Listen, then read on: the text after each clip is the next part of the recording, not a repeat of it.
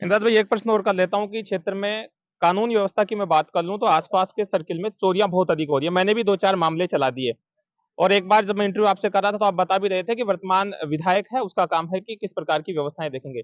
लेकिन इंद्राज गुजर की भी कहीं ना कहीं जिम्मेदारी बनती है कि पीड़ित लोगों के पास गुजर कहां तक दौड़ेगा। कल भी मैंने एक सोशल मीडिया पे आपका पोस्ट देखा था, अखबारों में भी आज छपे हैं आपके बयान की हम इस प्रकार से जहां तक हमको दौड़ना पड़ेगा, गिरफ्तारी देनी पड़ेगी, जो भी कुछ व्यवस्था होंगी वहां तक जिस तरीके से 6 तारीख का कार्यक्रम का आयोजन होना है और सेंट्रल लेवल के नेता भी यानी कि होम मिनिस्टर सहित कैबिनेट मंत्री और राजस्थान के मुख्यमंत्री भी यहाँ पहुंच रहे हैं, यानी कि जो सत्ता में होता है वो कार्यक्रमों में भाग लेता ही है। क्या इंद्राज गुजर को भी उस मंच पर मामला है पावटा कस्बे का राम मंदिर का, और राम मंदिर को बेचा जाता है या उनको ढाने की बात की जाती है? व्यवस्थाएं बहुत अच्छी है। पुलिस प्रशासन पूरा तामझाम यहाँ पे लगा हुआ है। वो लोग भी अपने स्तर पे जो सिक्योरिटी रीजन के हिसाब से पूरी व्यवस्थाएं देख रहे हैं। और बाकी क्या कहेंगे इंद्राज जी, कैसी व्यवस्थाएं देख रहे हैं अभी 6 तारीख को ऐतिहासिक देखिए, हमारे लिए बड़ी खुशी की बात है और बड़े गौरव का क्षण है। हमारे पूर्णाहुति में देश प्रदेश के बड़े नेता यहाँ पे आ रहे हैं। हमारे लिए खुशी की बात है कि हमारे पूरे वर्ष भर कार्यक्रम का आयोजन होना और विदेशों से भी जो है लोग यहाँ पहुंचे हैं। एक कार्यक्रम प्रयागराज में हुआ था, महाकुंभ। इसे भी अगर अपने क्षेत्र का महाकुंभ कहें तो कोई अतिशयोक्ति नहीं होगी। एक पदाधिकारी ने तो कहीं ना कहीं पैसे दिए होंगे या फिर कुछ उसके बदले राशि दे रहा होगा, तभी तो है 6 से 7 साल तक वो संविदा पे काम करती हैं। उसके बाद में उसको जो काम है उससे हटा दिया जाता है। क्या पूरा मामला क्या आपके संज्ञान में आया? नमस्कार, आप देख रहे हैं पावटा एक्सप्रेस। इस वक्त हम मौजूद हैं बावड़ी स्थित बाबा बालनाथ आश्रम पर, जहां 6 अप्रैल को भव्य और ऐतिहासिक कार्यक्रम का आयोजन होना है। विराटनगर के पूर्व विधायक इंद्राज जी गुजर हमारे साथ है, जिन्होंने व्यवस्थाओं का जायजा लिया है। बातचीत करते हैं। क्या कहेंगे इंद्राज जी, कैसी व्यवस्थाएं देख रहे हैं अभी 6 तारीख को ऐतिहासिक देखिए, हमारे लिए बड़ी खुशी की बात है और बड़े गौरव का क्षण है हमारे क्षेत्र के लिए कि बाबा बस्तीनाथ जी के सानिध्य में 1 साल तक जो महायज्ञ हमारे यहाँ चला वो संपन्न होने जा रहा है आने वाली 6 तारीख को। और आने वाली 6 तारीख को इस पूर्णाहुति में देश प्रदेश के बड़े नेता यहाँ पे आ रहे हैं। हमारे लिए खुशी की बात है कि हमारे क्षेत्र में इतना बड़ा वीआईपी मूवमेंट है, सब लोग दर्शन करने आ रहे हैं। ये हम सब लोगों की खुशी की बात है? जिस तरीके से पूरे वर्ष भर कार्यक्रम का आयोजन होना और विदेशों से भी जो है लोग यहाँ पहुंचे हैं। एक कार्यक्रम प्रयागराज में हुआ था, महाकुंभ। इसे भी अगर अपने क्षेत्र का महाकुंभ कहें तो कोई अतिशयोक्ति नहीं होगी। क्या कहेंगे? नहीं, बिल्कुल निश्चित रूप से इसमें कोई शक नहीं कि 1 साल तक लगातार लाखों की संख्या में श्रद्धालु यहाँ पे आए हैं, उन्होंने दर्शन किए। इतना शांतिपूर्ण यज्ञ चला है तो कहीं ना कहीं ये महाराज श्री का आशीर्वाद हम सब लोगों पे, हमारे क्षेत्र पे है कि उनकी कृपा की वजह से सब चीजें संपन्न हुई। इंदिरा जी, जिस तरीके से 6 तारीख का कार्यक्रम का आयोजन होना है और सेंट्रल लेवल के नेता भी यानी कि होम मिनिस्टर सहित कैबिनेट मंत्री और राजस्थान के मुख्यमंत्री भी यहाँ पहुंच रहे हैं, यानी कि जो सत्ता में होता है वो कार्यक्रमों में भाग लेता ही है। क्या इंद्राज गुजर को भी उस मंच पर स्थान मिलेगा? देखिए, मन से हम लोगों का नहीं है, हम लोग तो सेवादार रहेंगे उस दिन। हम सब लोग तो सेवा में रहेंगे और आने वाले लोगों की आवभगत करना, उनकी सेवा करना, क्योंकि हम उस दिन मेजबान हैं और मेजबान का फर्ज बनता है कि आने वाले लोगों की सेवा में आते हैं। अभी आज आप मौके पर आए हैं, व्यवस्थाएं देखी है, कैसी कैसी व्यवस्थाएं आपको अभी अच्छी लगी या और भी कुछ सुधार करने की स्थिति है तो एक बार बताने का प्रयास करें। नहीं, अच्छी सारी व्यवस्थाएं बहुत अच्छी है। पुलिस प्रशासन पूरा तामझाम यहाँ पे लगा हुआ है। वो लोग भी अपने स्तर पे जो सिक्योरिटी रीजन के हिसाब से पूरी व्यवस्थाएं देख रहे हैं। और बाकी सब लोग जो आसपास के कार्यकर्ता हमारे सब लोग लगे हुए हैं और अच्छी व्यवस्था यहाँ देखने को मिल रही है। इंद्राज भाई, बात कर लूं मैं विराटनगर के अनेकों ऐसे मुद्दे हैं, मैंने भी दो चार खबरें चला दी हैं। लेकिन उन जो खबरें हमने चलाई है, मुद्दे वो दिखाए हैं, उन पे भी पूर्ण रूप से है या वर्तमान जो प्रशासनिक लोग हैं वो अमली जामा नहीं पहना पा रहे। क्या कहेंगे? जैसे अभी हाल ही का कल का एक मामला है पावटा कस्बे का राम मंदिर का, और राम मंदिर को बेचा जाता है या उनको ढाने की बात की जाती है। देखिए, जो पार्टी सनातन धर्म का नाम लेके हिंदू खतरे में बोल करके जो पार्टी देश और प्रदेशों में सत्ता में आई है, आज बड़े शर्म की बात है और बड़े दुख की बात है कि उन्हीं के कार्यकर्ताओं ने भगवान राम के मंदिर को भी खरीद लिया। भगवान राम के मंदिर को तोड़ने की बात कर रहे हैं, उसमें कॉम्प्लेक्स बनाने की बात कर रहे हैं।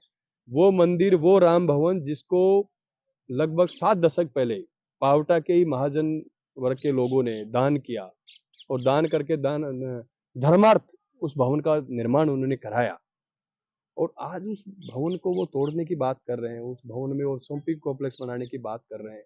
ये बात बिल्कुल ही अच्छी बात नहीं है हमारे क्षेत्र की, कि जो पार्टी देश में सनातन की बात करती है, हिंदू खतरे की बात करती है, छोटी छोटी बातों पे जो हिंदू धर्म को खतरे में लेने के लिए आंदोलन करते हैं जो लोग, और आज वही लोग राम मंदिर को खरीद रहे हैं, वही लोग राम मंदिर को तोड़ने की बात कर रहे हैं, वही लोग राम भवन को तोड़ने की बात कर रहे हैं।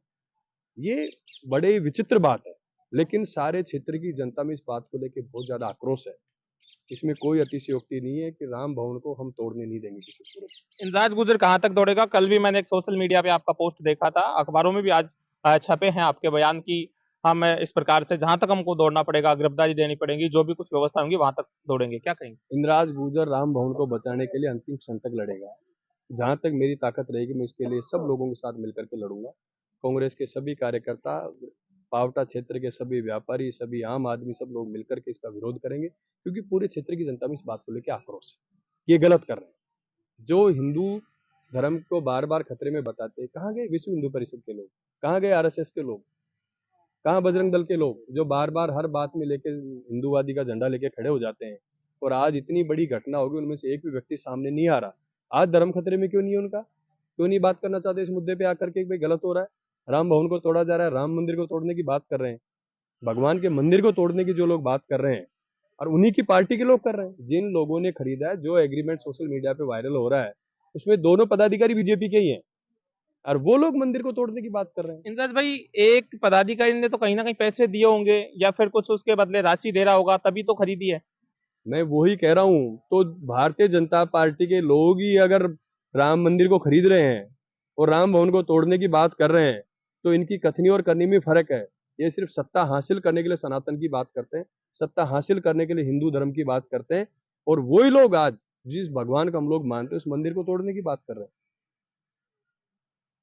इंद्रज भाई, एक प्रश्न और कर लेता हूँ कि क्षेत्र में कानून व्यवस्था की मैं बात कर लूं तो आसपास के सर्किल में चोरियां बहुत अधिक हो रही है। मैंने भी दो चार मामले चला दिए, और एक बार जब मैं इंटरव्यू आपसे कर रहा था तो आप बता भी रहे थे कि वर्तमान विधायक है, उसका काम है कि किस प्रकार की व्यवस्थाएं देखेंगे।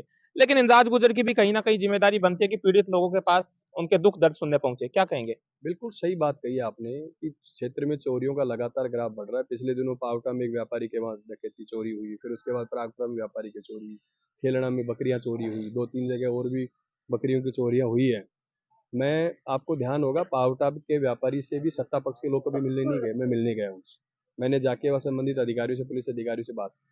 प्रागपुरा में जब घटना हुई उसके बाद ही मैं उनके घर गया। उनके घर जाके मैंने आईजी को वहीं से मौके से फोन किया, और उसका परिणाम भी आया कि पुलिस ने फिर तत्परता से काम करके उन चोरियों को खोलने का काम भी किया। एक चोरी का खुलासा भी किया है। नहीं, लगभग दोनों चोरियां खोल दी, पावटा और प्रागपुरा दोनों चोरियां खुली हैं।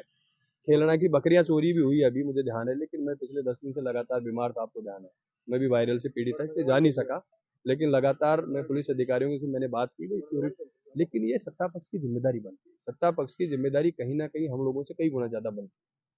हम लोग तो सिर्फ विरोध कर सकते हैं, प्रदर्शन कर सकते हैं, अपनी बात रख सकते हैं, लेकिन सत्ता पक्ष की जिम्मेदारी बनती है कि वो अधिकारियों से बात करके इनको टाइट करके इन चोरियों पे लगाम लगाने का काम करे, अपराध को कंट्रोल करने का काम करे। इंद्रज भाई, एक और आपका विधानसभा क्षेत्र का मुद्दा पिछले 2-3 दिन पहले उठा था। एक दलित महिला को जो है नौकरी से निकाल दिया जाता है। 6 से 7 साल तक वो संविदा पे काम करती हैं, उसके बाद में उसको जो काम है उससे हटा दिया जाता है। क्या पूरा मामला क्या आपके संज्ञान में आया? बिल्कुल मेरी बात हुई, मैं बता रहा हूँ, पिछले 8-10 दिन से मेरी तबीयत ठीक नहीं थी, लेकिन फ़ोन पे मेरी लगातार बात हुई उन लोगों से कि एक महिला है, कोई कविता राजौरिया शायद इस नाम से है वो लड़की, और वो मेरे समय में भी थी। मेरे से पहले से लगी हुई थी, मेरे समय में भी लगी हुई थी 5 साल तक, कभी कोई मैंने डिस्टर्ब नहीं किया किसी बात को। लेकिन जिस तरीके से उसके साथ जो घटना हुई है वो निंदनीय घटना है। डेमोक्रेसी है, डेमोक्रेसी में अधिकारियों को, जनप्रतिनिधियों को इतनी छूट नहीं देनी चाहिए कि वो मनमर्जी करें, या मनमर्जी करके जनता को परेशान करने का काम करें। हम लोग जनता के चुने हुए जनप्रतिनिधि, जनता के सम्मान के लिए हम लोग जीते हैं, जनता के मान सम्मान की रक्षा की शपथ लेकर के हम लोग चुनाव लड़ते हैं। और फिर अगर हम उस चीज को भूल जाते हैं, तो ये हम लोगों के लिए अच्छी बात है। डेमोक्रेटिक सिस्टम ये अच्छी बात नहीं है। जो भी अधिकारी गलत करे उस पर कार्रवाई करनी चाहिए। अधिकारी निरंकुश नहीं होना चाहिए, अधिकारी जनता पे हावी नहीं होना चाहिए। जनता अधिकारी पे अगर हावी रहेगी, वही डेमोक्रेटिक सिस्टम है।